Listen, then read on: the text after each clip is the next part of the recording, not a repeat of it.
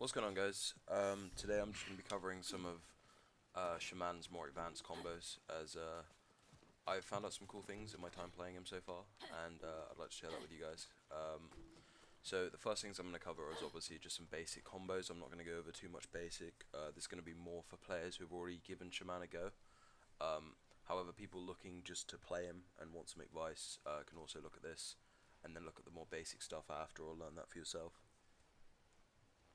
So let's start with just the light heavy. Alright, so obviously this combo will be parried, the light heavy, but you can, as I just showed you, soft feint the heavy into a guard break to stop that from happening. Shaman's quite a scary character because she can just she seems to be able to soft feint all her heavies into guard breaks or bleed stabs, which leads into this. So it's Shaman's gonna be one of these characters kind of like Berserker, where you don't really want to go for parries because it's just you get punished so much for it. So going into some of the other combos, other basic combos, the heavy, believe it or not, is very useful. Even if they block both, because even if they block both, you can transfer straight into the bleed stab, and as you know, the bleed is basically in a Shaman v Shaman, whoever gets it wins. So the bleed is your most important tool, because especially until they patch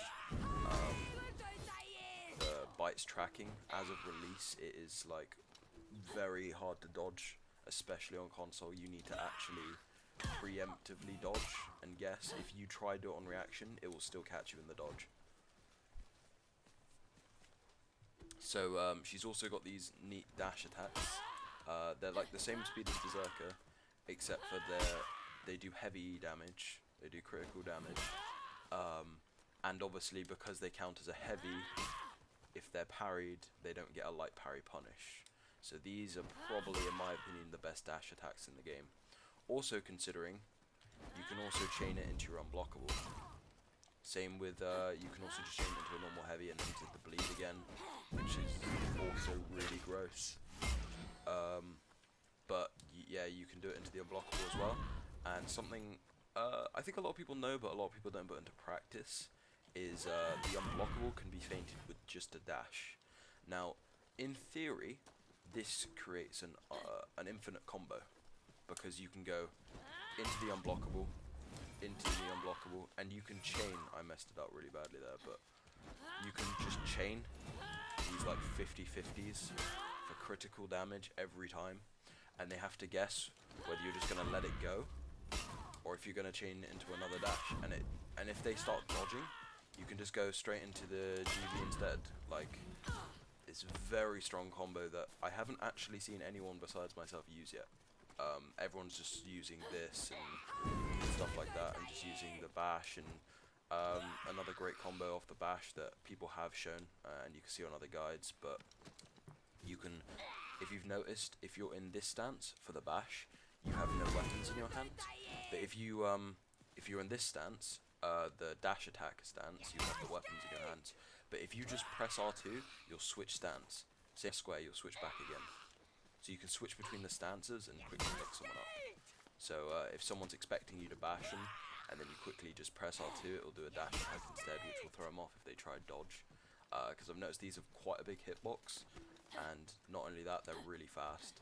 So you can pretty easily catch people trying to dodge and stuff.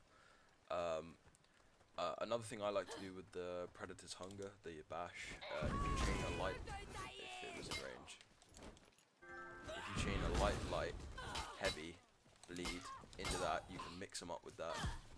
So you can go straight into either of those, the GB or into the Predator's Mercy off that as well. So that's a really nice combo. You can catch onto you throwing the heavy, and because obviously lights are easier to parry than heavies a lot of the time, because heavies, obviously, especially with Shaman, you can do so much with them, it's very risky to go for the parry. But if someone does parry that, just go for the GP instead. So there's no real shame in getting parried once with that. So if your light heavy gets parried, just cancel it into a GB, which is pretty crazy. So that's some of the basic combos. I already mentioned a couple of the mix-ups, like this, chaining the unblockables, dash attacks. Another one, off that as well, if you do land this, you can actually go into the bleed off that as well, because it counts as obviously a heavy. So that's also like probably one of the most damaging combos. If you guess that right, if they guess wrong once, like they usually won't block that bleed. One thing I've noticed is if you throw like 2 heavies, people are starting to catch on to the bleed after, so they'll start and block that. But if they get hit by the unblockable, they kind of forget about the bleed a lot of the time, because they're like, shit, I've guessed wrong, or I didn't go for the parry, and they kind of like, for a second or so, they kind of like forget about the next move that can come up. They think that's a finisher, but obviously the finisher can be cancelled with a bleed. Another thing about the bleed, I've seen people do this to me like so much in like actual games, but it's not like, it doesn't work, so I don't know why so many people are going for it. But they go heavy and then they can, they go for the bash into the heavy, if I can actually do it.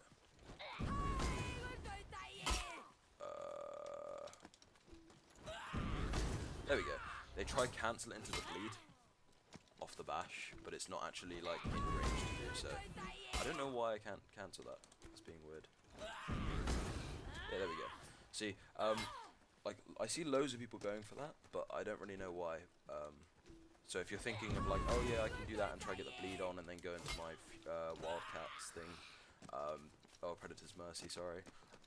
Don't do it, because it's not actually guaranteed. Just go for your lights, or go for a heavy. Obviously, if they're at a wall, if you didn't already know, you do get a heavy, which is pretty crazy, and they will hopefully get rid of that soon. I'm hoping that's one of the first things they do to her, because I think it's a bit too strong that she gets a heavy, especially on some of these more smaller maps with a lot of walls, because for an attack that's fast, especially on console, that can be like fainted as well. Like that's a lot of damage to be taking for that as well. Obviously it chains into your other stuff, so you can do the bash into another heavy, into the bleed, into that, and you can feint it, throw him. Like, she's a really disgusting character as well. That gets all your stamina back, so you see I just did that whole mix up full stamina, and if they've been throwing attacks as well, they won't have stamina, so I'll come out of that with more stamina than them. As well, in case you didn't know, you can chain the zone into the bleed and then do your mix-ups again, which is crazy. So this character has a lot going for them. One of the things I've been liking to do quite a lot, because obviously the safety of these heavies, like people say like Centurion's heavies are safe because he can do that, like this character has a whole nother level of that. So if you do manage to, if they stop carrying your heavies, and like, if you basically mix them up enough and get in their head and play your mind games right, and you start doing this a lot and this a lot, they will stop parrying your heavies. They won't go for parries on your heavies if you do it right. That's when you use this sort of thing. So you just throw 2 raw heavies for the chip, into the bleed, into that. So if you scare them enough and get in their head enough that they don't even go for parries on your heavies anymore, you can use the bleed so much, because it's so fast on the heavies.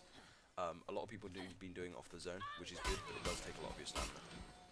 The 2 heavies does not take that amount of stamina at all. It barely takes any, as you can see. Look at that. Heavy bleed. Lost like none of my stamina, like literally like a 1/6 of my stamina. But the off the zone, it's about 60%. So it's a little bit more of a price. So if you do get in their head enough, don't be afraid of just throwing raw heavies and stuff, because it is very good. Another thing, if they're bleeding especially, obviously people know you can just hold this as long as you want and then let it go, and it doesn't actually drain stamina. That's another thing they should probably fix with that. It probably should drain, I know you don't regen, but you should drain stamina definitely in that position, because in theory you can just stand like this and if they go for anything you can attack or bash or yeah, but you can actually delay it. See, as you can see there, this is a normal bash, just like X and then square, like that. But then you can dash, and then if you do it right like that, like there's a specific, you want to practice it, there is a specific like frame to it. But if you do it right like that, it doesn't look like you're gonna do it, because you dash and then it comes out. Like sometimes you'll guard break instead, but that's fine because a lot of people will actually dodge. But if you do it right like that, it's quite delayed, and even if they see it and they dodge, especially if they're bleeding with the tracking at the moment. I've noticed I do this all the time, because if you get it right, if they dodge on reaction, because well, you can't dodge on reaction, not on console anyway. You have to like preemptively as soon as you see them dodge a lot of the time. So as soon as you see them dodge, even if they go for it, like you'll catch them with the delayed grab, which is pretty crazy actually. I will have some footage of stuff like that where I delay it and it still catches them. You see them dodge and it actually just like changes course and gets them. That might not be a thing when they patch, because they have said they will patch the bikes tracking. They have mentioned that, so I don't know if that will still work then. But even if it doesn't, a really good thing to do is when they're bleeding, because they get scared. Like when they're bleeding, people unlock, they run away, they roll away. I've noticed a lot of the Aramushas just spam attacks because it hasn't got hyper armor, so they just start spamming their lights like crazy in the hope that they won't get hit by it. So it is very intimidating at the moment when you have bleed on. A really good thing to do is just stand there, because a lot of people will dodge as soon as they're in that position. You see them dodge, you let it go. So don't always let go. Just like go into the position, especially the back dodge. I think it's really intimidating. Like someone's in there, you've blocked too heavy, you're scared to parry. They go like that, and then they like I don't really want to do the light there, to be honest. Hold on.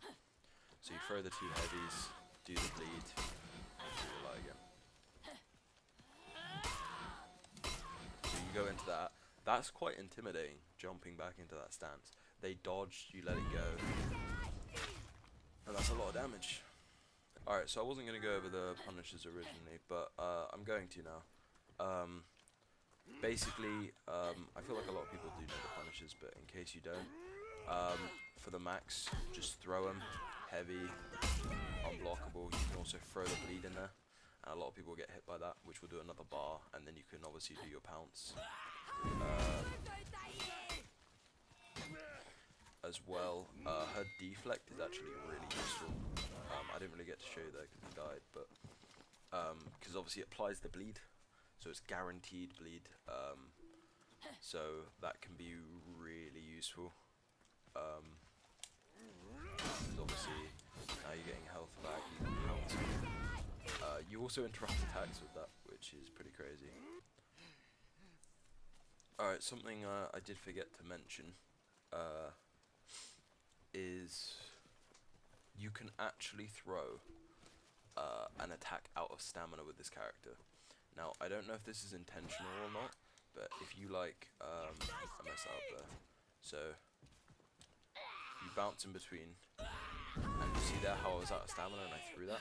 So, if you're low stamina, I'm not necessarily suggesting this, but it's something you should keep in mind for. Let me just...